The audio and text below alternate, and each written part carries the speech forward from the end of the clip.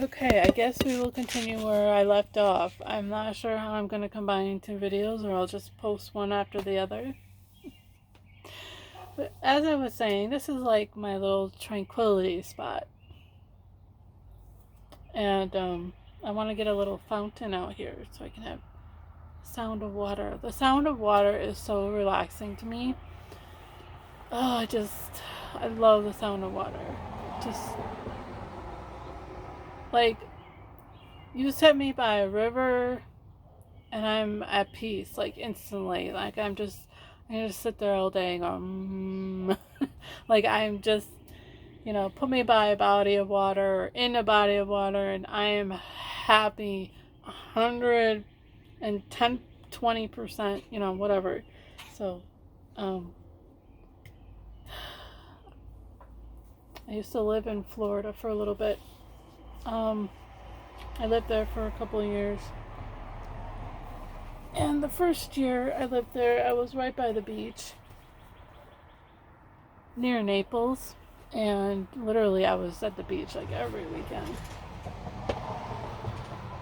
5 minutes from the beach. It was like heaven on earth to me, for a Wisconsinite. And why did I come back, right? Well, from Florida, I went to California. I was in Northern California near San Francisco. When San Francisco used to be an amazing city, not so much anymore. Uh, it was a lot of fun, but I got called to come home, I guess. Um, and yes, I wanted to move to Arizona. Because the reason is there's a there's a community there that's very much, let's just say they're like family to me, okay? Because here I don't have very many people that can relate to, or maybe a lot of the people here just aren't open about their beliefs and, you know, their spiritual guru stuff, like a lot of people just haven't come out of the closet yet. Because I'll admit that I was that also for quite a while. I was in the closet about a lot of my spiritual aspects and beliefs, and for not really fear of ridicule, but just because people they don't understand it, or they just don't, they think it's silly. Um, until you've actually experienced what I've experienced, once you know the truth of this matrix that we live in, you can't go back. Like I said, being raised Christian,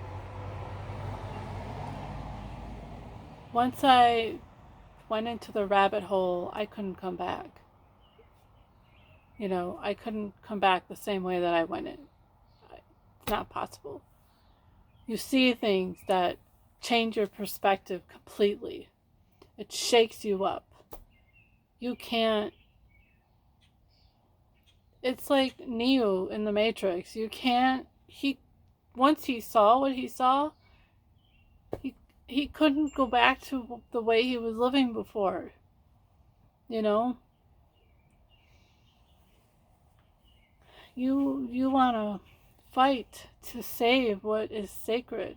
You want to fight to save all these souls that are lost and wandering aimlessly and sleeping and having amnesia. You want to wake them up, be like, come on, stop it. There, you are so much more important than what this world is telling you. You are so much more amazing than what this world tells you you are. You are not a slave to any system. You are a free being.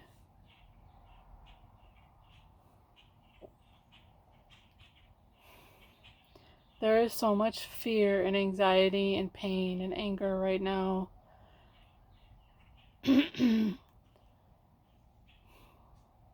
I know a few people that are residing in this energy, and I keep telling them, I'm like, you need to put your focus somewhere else. Because the more you focus on negative energy, the more it's going to come to you. The more angrier you get, the more lower energy you vibrate at, the more you'll see this world going to hell in a handbasket. Yes, in a way it is, but there's also heaven is also working here, big time. If you're resonating in that vibration, you will know, you will see what's being done. You will feel it. You will see the world in an entirely different perspective. This world needs more love than hate right now. That is how you win. Love wins always. It always wins. We are winning. We are not losing. Anyway, so my journey that I'm going on up north, half the time I'm going to be camping, not the whole time, but then I'm going to be traveling to different spots up in northern Wisconsin. For sightseeing, but also, give myself a little vacation. I haven't had a vacation in 2 years. So I'm excited. I'm looking forward to it. And people are like, you're going alone? Yes, I'm going alone. Yes, I don't know if they're thinking that because I'm a woman. Probably. Don't worry, I have my pepper spray. I do have a handgun, but I'd rather not use it.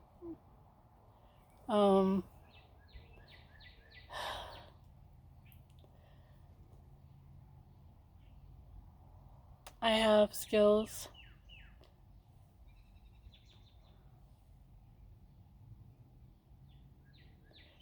And sorry, sometimes I'm trying to process my thoughts.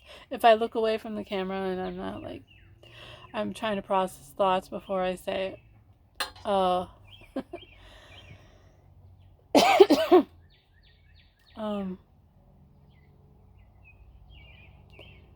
am a little anxious and nervous. I'll admit that. Sometimes I can have a temper if I get frustrated, and I'm trying to work on that. I'm learning to more go with the flow if something doesn't work out or go exactly as I planned, and be like, okay, I guess it was not meant to go this way. It's supposed to go another way. What am I supposed to learn from this right now in this moment? How should I react to this? What is it trying to teach me? Even something as simple as setting up a tent by yourself and not being able to entirely complete the project. That's what I'm worried about. I am worried about not being able to set up my tent. Like, I'm thinking about practicing that.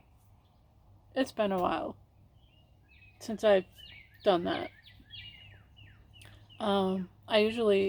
The tent that I usually have someone else helping to set it up. So I guess we'll see. I can always ask someone at another campsite to help me out, maybe.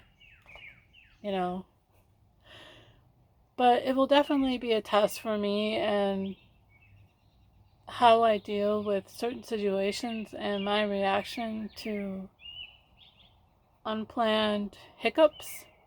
Yeah. And during this time, I plan to do meditation, reading, hiking. There's a beach there at the campground, so I'm like literally, I think I'm like 100 yards or so from the shoreline of this lake. So it should be pretty awesome.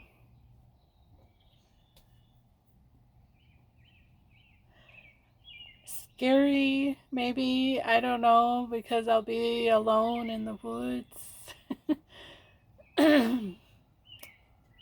But I think it'll be good for me.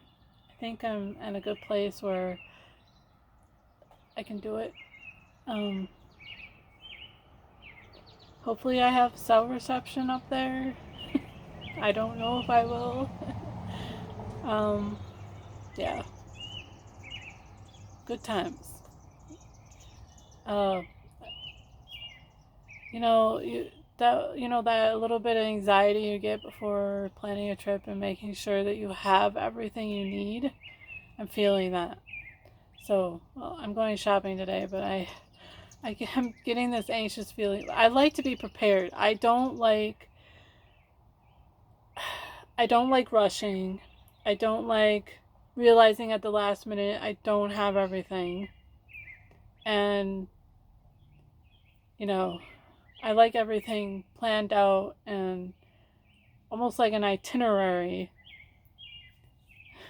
When my family and I would go on vacation when I was younger, I would literally write out an itinerary.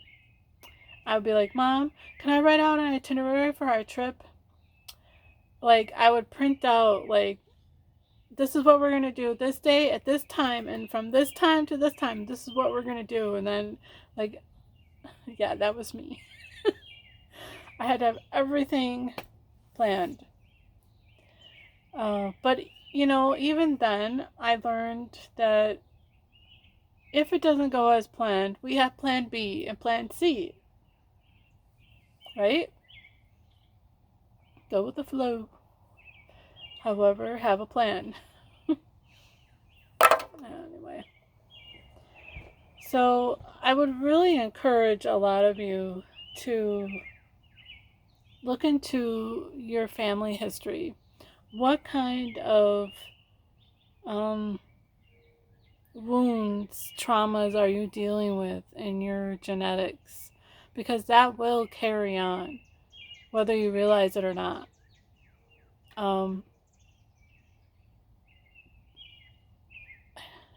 I have accessed some of my Nordic side. I've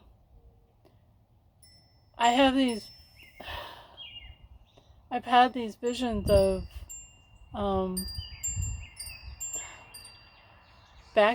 it was like back in the Vikings day when the Christians were trying to convert a lot of the Vikings, and my clan kept running away from that. We were kind of like nomads, going from one place to another, trying to escape the pushing of the Roman Catholic, church or whatever. And finally, at one point, I don't know if it was me, but someone, might have been me, it might have been a past life, but I know that this is in my family lineage. I was married young. It was an arranged marriage within the tribe or clan I was in. And I just got married. We were like 14, okay? And they came and raided our camp, our secluded area that we were living in. They found us and they had kidnapped me. I was taken in by these Englishmen. They were English. And I have this memory of going into like a castle, where they have the courtyard and little bustling city in this big courtyard, and then there's the castle, and I was taken into a brothel actually, and I had become enslaved by a brothel, I guess you'd call it.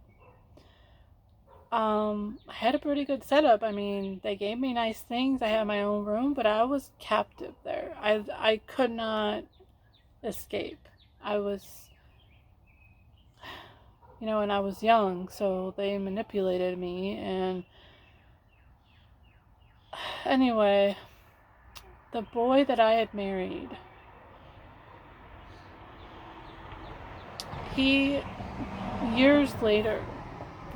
some years later, he actually found me, and he came into the brothel pretending to, wanting to do a business thing, and wanted me. And he actually, the owner of the brothel, he actually poisoned the owner of the brothel.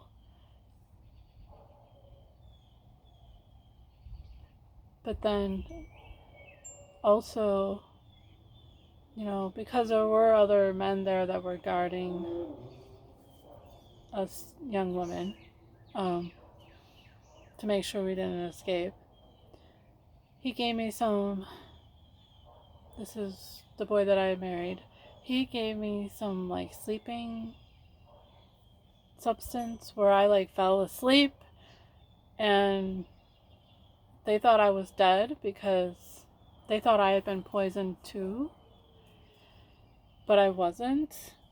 Somehow I managed, so they put me out into the street because they thought I was dead. And it's okay. Just a bumblebee. Just don't try and find a home in my house, okay? Anyways, and next thing I know, I'm being carried out of this, city, this castle, and it was, I was being carried out by him, the boy that I had married, but he's now, a man, and we escaped, and we found our own life.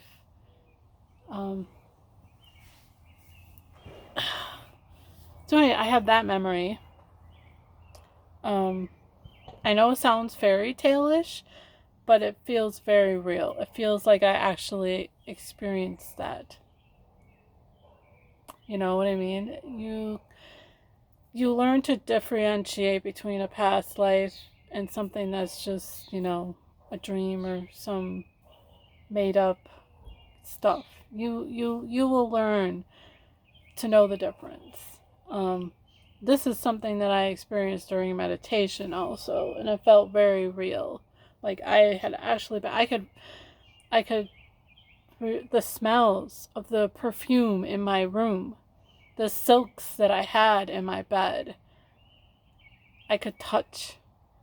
That's how you know it's a memory, because you can feel all that. I also feel deeply that this memory is within my family lineage. This bee. It's alright. He's just doing his thing. As long as he doesn't bother me. So anyway, that's what this is. So my plan is to go up north and try and access more memories, try and access and heal any wounds that need to be uncovered and transmuted and healed. And so that's what my plan is. Anyway, we shall find out. It's going to be interesting.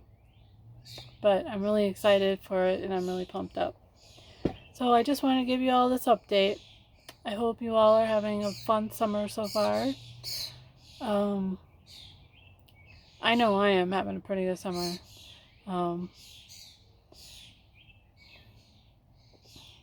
Good times are coming. Good times. I truly believe that there's some amazing things that are happening right now.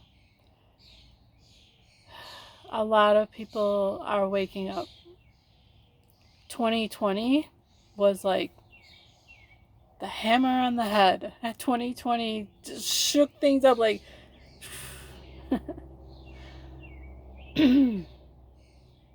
shook the popcorn ball, shook the popcorn bowl, and like people were like, oh my god, what's happening? Oh, this isn't right. So, something is not right. Even still, people are waking up this year too. Like, it's insane. If you find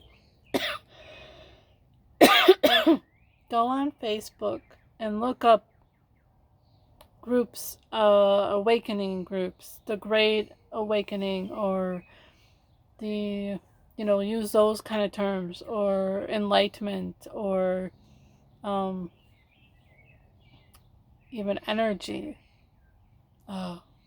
Those kind of words, look up groups like that and join them, and you'll see massive amounts of people that are saying, I don't know what's happening to me. I'm seeing things in a different way. My energy is changing. Why is this happening? Why am I seeing repeated numbers all the time? Why am I keep having this dream? Why do I keep waking up at this time of every night? People are waking up. It is amazing. This stuff happened to me 10, 12 years ago. But now, and I felt like back then, like I felt like an island. But now there are massive amounts of people that are experiencing what I experienced. And I'm like thinking, I'm super glad that I woke up 10, 12 years ago, because now I can help all these people that are waking up and wanting to know what the heck is happening to them. I can tell them. I can tell you, like, yeah, I've been there. This is what you're going through. This is what you can do to help you through this situation. This is how you can ground that energy. This is how you can transmute that energy. This is how you can access these downloads and access memories of your past life. You need to remember who you are, because in order for you to heal yourself, that is necessary. Because if you don't remember who you are or where you come from, how are you able to step into why you're here? You know what I mean?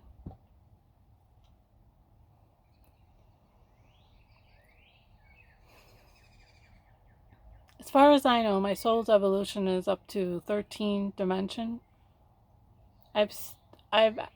Okay, so a couple of weeks ago, I was meditating and I was astral projecting into my 5D self, and I had told all my higher selves, okay, I'll explain in a bit. I'm like, I want to see every one of you. I want to see all my higher selves.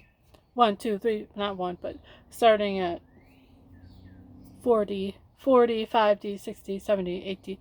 It was 4, 5, 6, 7, 8, 9, 10, 11, 12, 13. 13 is, I guess I didn't ask for a 14, but I don't think there is a 14. At least for me. Some people are higher than that, but and it was quite interesting to see all of the different higher selves and their roles and where they are in their path of ascension. Because, okay, I know this is getting a little mind-boggling. So your different higher selves. Think of it like this way. Um, okay, so I play Second Life sometimes. You guys know what, I don't know if you guys know what Second Life is. It is a online video game where you create an avatar and you create your reality that you want, pretty much. Meanwhile, you are meeting other people, you know, online. It's like a chat room, only virtual reality, pretty much. And you can build and you can create all kinds of beautiful places and different role-playing scenarios. And I mean, it's an awesome. It's almost like Earth.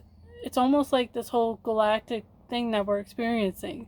That's kind of what Second Life is. And then you can have as many avatars in Second Life as you want. Like, you can create some people have a unicorn avatar. Some people have, an elf avatar. Some people have a furry avatar where they look like, or some people look like an actual real cat, or some avatars look like a real cat or dog. Um, uh, you know, it's almost, if you think of in that terms, it's easier to process what I'm trying to explain. So you have all these different avatars that are having different experiences in different dimensions and different levels.